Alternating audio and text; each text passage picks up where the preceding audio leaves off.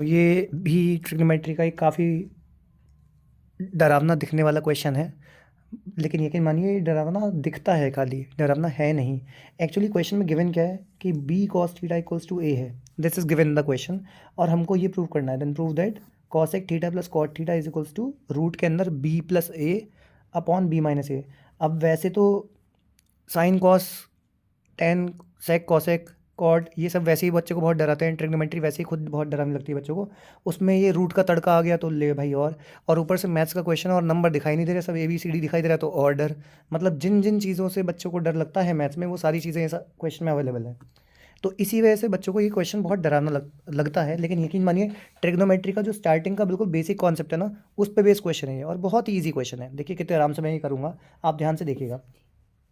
सबसे पहले तो इसमें गिवन है कि B cos theta is equals to A है। तो जब कोई भी बच्चा इस बात को पढ़ेगा तो अगर यहाँ नंबर्स दिए होते ना, वो मिनट से पहले सेकंड के बाद क्या कर देता है, इसको कॉस थीटा की वैल्यू निकाल देता है ए अपॉन बी, क्योंकि बी इधर मल्टीप्लाई में तो उधर जाकर डिवाइड में चला जाएगा। इतना तो हर कोई कर ही लेता है ना। तो नंबर्स नहीं है, ए बी सी डी है, तो डर जाओगे क्या? नहीं भैया, क्यों डरेंगे? सिंपल सीधी बात है, हमने कॉस थीटा की वैल्यू निकाल दी। और इतना करने के तुरंत बाद मैं तो भैया अगर आपकी जगह होता तो मैं तो एक राइट एंगल ट्रायंगल बना देता। भैया हम भी ऐसा ही करेंगे, बिल्कुल समझदारी वाली बात है ये तो, है ना। राइट एंगल ट्रायंगल है तो एक एंगल 90 डिग्री होगा, जो कि ऑब्वियसली यही होगा, देख के ही पता चल रहा है। एक एंगल को मैं थीटा मार्क कर लूँगा। अब हम सभी जानते हैं कि 90 के सामने हाइपोटेन्यूस होता है, थीटा के सामने परपेंडिकुलर। जिस भी एंगल के बारे में हम बात कर रहे हैं उसके सामने साइड परपेंडिकुलर होती है, 90 के सामने हाइपो और बची हुई बेस, है ना। ये बेसिक बातें हैं। अब कॉस क्या होता है हम सभी जानते हैं, पाकिस्तान भूखा प्यासा हिंदुस्तान हरा भरा, उस वाले कॉन्सेप्ट से बेस की कॉस की वैल्यू आती है बेस अपॉन हाइपोटेन्यूस। जानते हैं ना बच्चों हम लोग, क्या जानते हैं? P B P upon H H B, ठीक है। कॉस क्या होता है? साइन कॉस, कॉस होता है बेस अपॉन हाइपोटेन्यूस।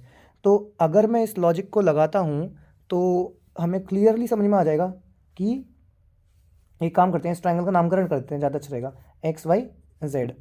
अब आप आराम समझिए, कॉस थीटा आपने बोला कि बेस अपॉन हाइपोटेन्यूस होता है। बेस क्या है इस वक्त भैया? Y Z.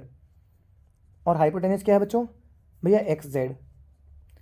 तो ये आ गया ए अपॉन बी, ठीक है, ये ऐसे रहेगा। तो ये तो रेशियो है ना। अब मैं क्या कर लूँगा, इसके हिसाब से लेट कर लूँगा। तो लेट कर लूँगा कि वाई जेड जो है उसको ए के मान लूँगा, है ना।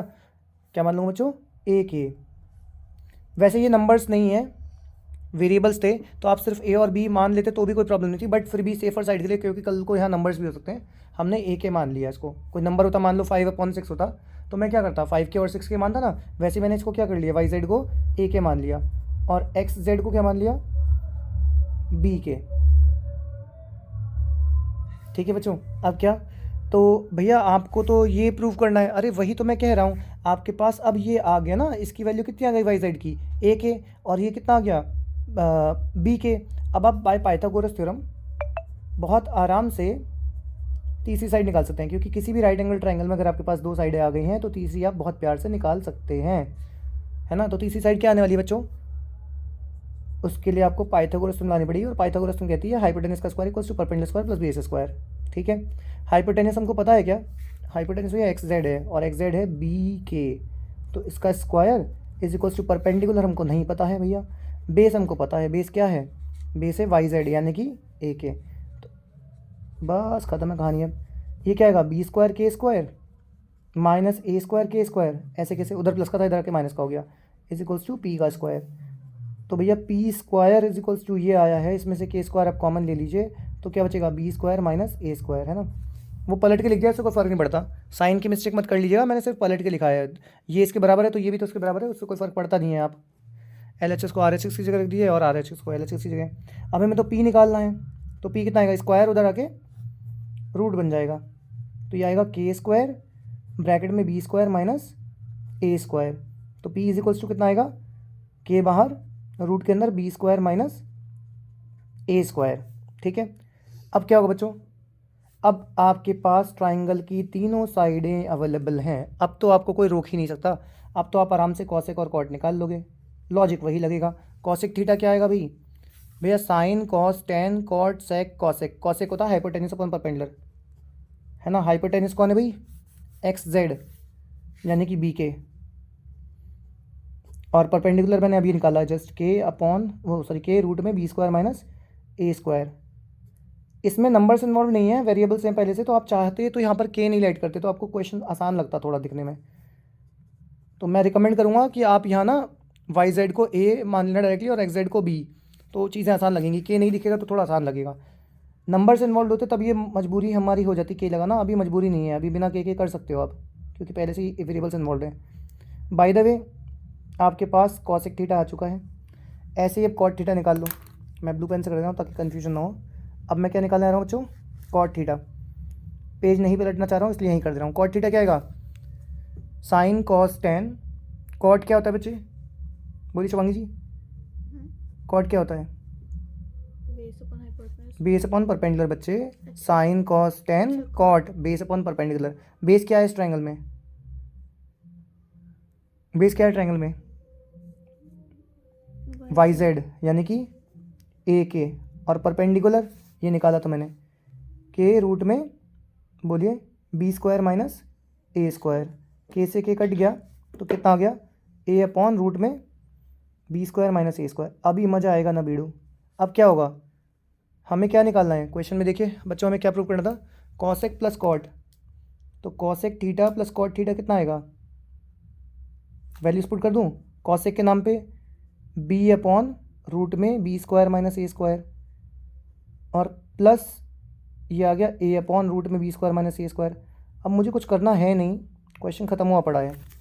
ऊपर क्या आ जाएगा, बी प्लस ए, नीचे क्योंकि डिनोमिनेटर तो सेम ही है तो एलसीएम लेने की जरूरत ही नहीं है। नीचे क्या आएगा बच्चों, रूट में बी स्क्वायर माइनस ए स्क्वायर। उसमें अगर मैंने फॉर्मूला लगा दी ना तो उसे मैं क्या लिख सकता हूँ, रूट में बी प्लस ए इंटू, क्यों भाई, ए स्क्वायर माइनस बी स्क्वायर का फॉर्मूला क्या होता है, एक बार ही जोड़ दो एक बार ही घटा दो, है ना, B plus A into B minus A. अब ये कट जाएगा, ऊपर जो बी प्लस ए है उसे मैं कायदे में क्या लिख सकता हूँ, जैसे आप समझो कहीं पर 2 लिखा हुआ है तो क्या मैं उसे रूट 2 इंटू रूट 2 लिख सकता हूँ, बिल्कुल सिंपल सी बात है, लिख सकते हैं, है ना। अगर कहीं पर 2 लिखा हुआ है तो हम उसे क्या लिख सकते हैं बच्चों, रूट 2 इंटू रूट 2। तो बिल्कुल उसी तरीके से मैं इस बी प्लस ए को क्या लिख सकता हूँ, रूट बी प्लस ए इंटू रूट बी प्लस ए, है ना।